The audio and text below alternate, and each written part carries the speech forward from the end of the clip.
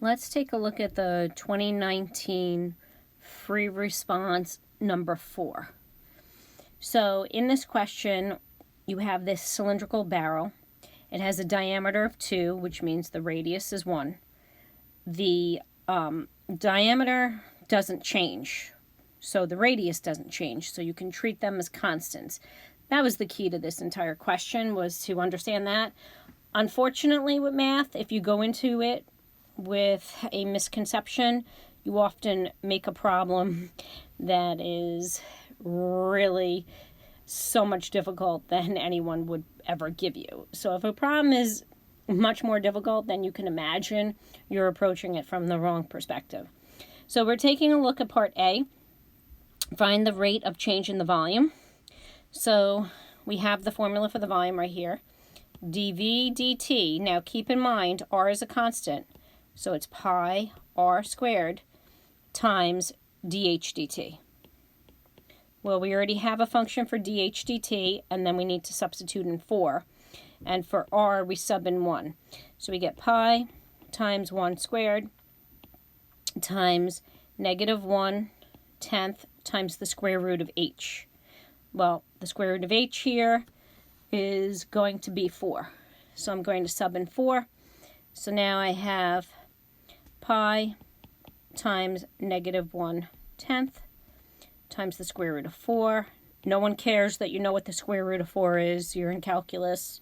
Obviously, we know you know what it is. Feet cubed per second, because it's change in volume. Let's look at part B. So for part B, when the height of the water is 3.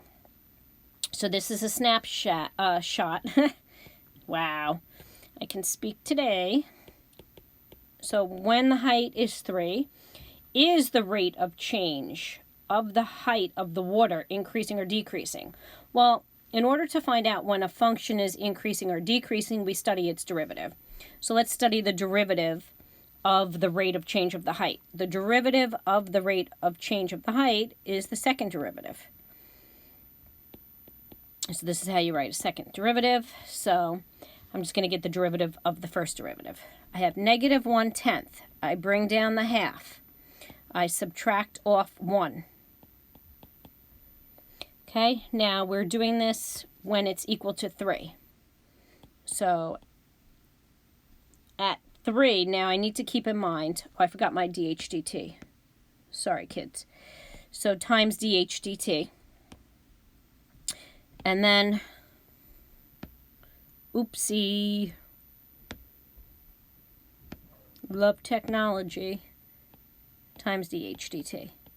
But I already have a function for dH dt. So this is negative 1 over 20 square root of h times dH dt, which is negative 1 over 10 times square root of h. So before you even sub in, you could cancel these out. That would probably be wise. Oh, wow, there's no variables left. So this is just positive. Kind of, I remember when I first looked at this question, I was like, yeah, okay. So we get 1 over 200, which as you know is greater than 0.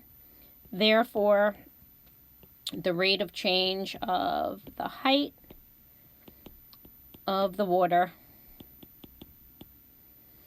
with respect to time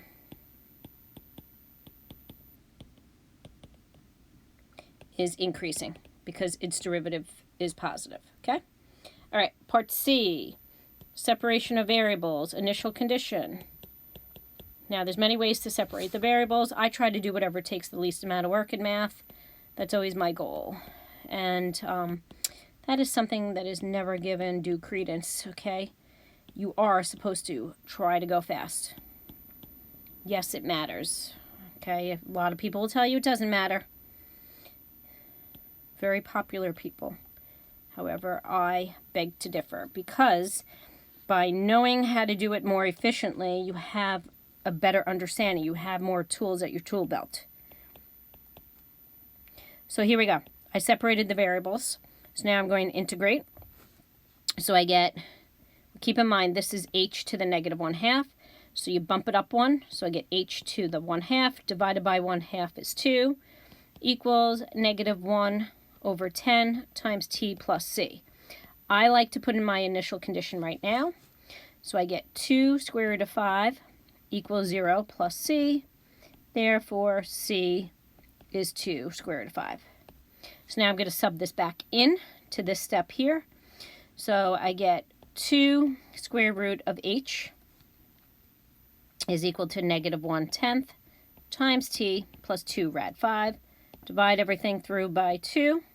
Square root of h is negative 1/20 times t plus rad 5. And then just square it to get rid of the square root on the left. Negative 1/20 times t plus square root of 5 squared. All right, thank you. Hope this video helped you. Bye.